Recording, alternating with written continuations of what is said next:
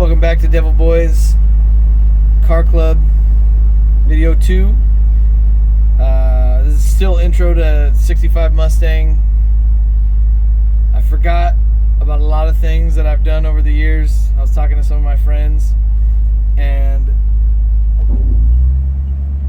I've done a lot. I mean, we start with electrical. I've had in the past, and I've diagnosed all these things myself and figured it out maybe sometimes with friends, but start out battery, talk about electrical. I said battery problems. I've had starter solenoid. I've had coil distributor, spark wires, spark plugs, all those go bad before. Fixed them all, sometimes multiple times. Ground wires, positive cables, all that. Cooling, it's a 65 Mustang. Those tend to have iffy cooling at best. And I've had the, like I said in the last video, radiator.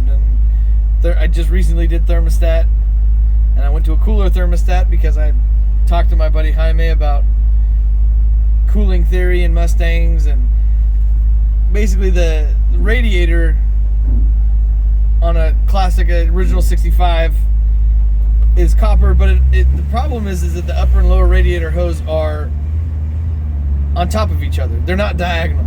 So when you have a diagonal, which is the optimal choice, the water's passing from the top all the way across. I mean, we're getting the full radiator to the bottom corner. Whereas with the Mustang, it's just a vertical cycle. So I mean, if it's not cooling correctly, it could just be cycling through the first couple hoses on the side or the first couple tubes on the side of the radiator. So what I ended up doing is I put it in a cooler thermostat, and so when it overheats a little bit, it only heats to normal running temperatures, and it's not too bad. But I mean, I've had brake problems. Once I switched over to the discs, I've had a little issue on the front driver's side. It was a bolt that came loose.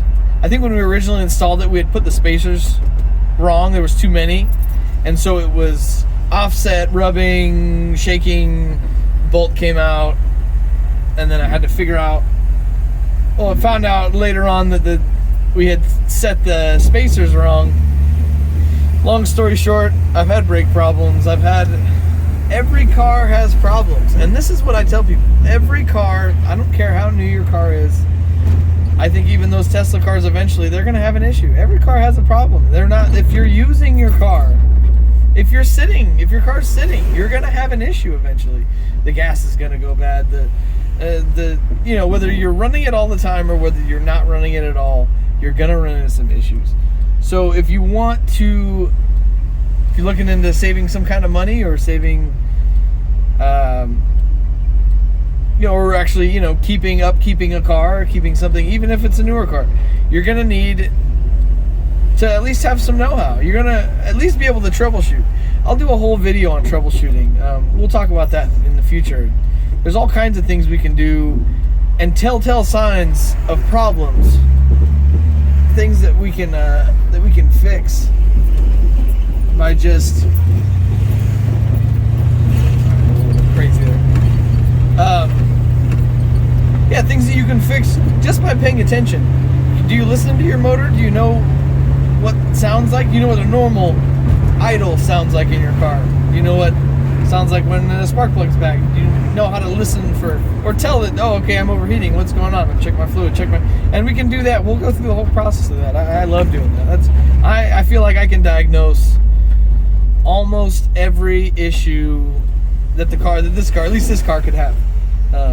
And I'm very happy with it. See what else the only thing I really haven't messed with too much is the cosmetics, because, and this is a general rule, I want you all to listen right now. General rule: get your mechanics done first. Get the moving parts down. Obviously, you want to be able to lock doors. I've had cars that don't lock. But nobody's gonna steal them. They're running projects. They probably won't even start half the time. But get your suspension, get your brakes, get your motor in order, engine, whatever. I heard there's something, motor, engine. The power maker here, get that thing going. Get it strong, get it healthy, check your compression, I've never had to mess with compression too much. I've never had to, but if you're looking at an older car, there's definitely a lot of things you can do to make sure it's going to be a car that'll last you a while.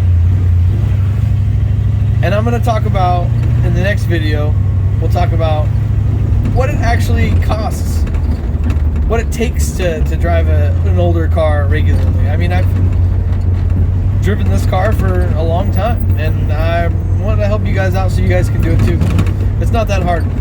I didn't know how to turn wrenches until someone said, hey, you just do this. You know, it's something as simple as, you know, like let's say changing your alternator. Just take it apart, 2 bolts, put it back in, connect the wires where they're supposed to go. Literally just take it out, put it back in. And that's pretty much most things with cars. There's some things that are a little tricky, you know, and you gotta torque things down right sometimes, but for the majority, it's all just plug and play.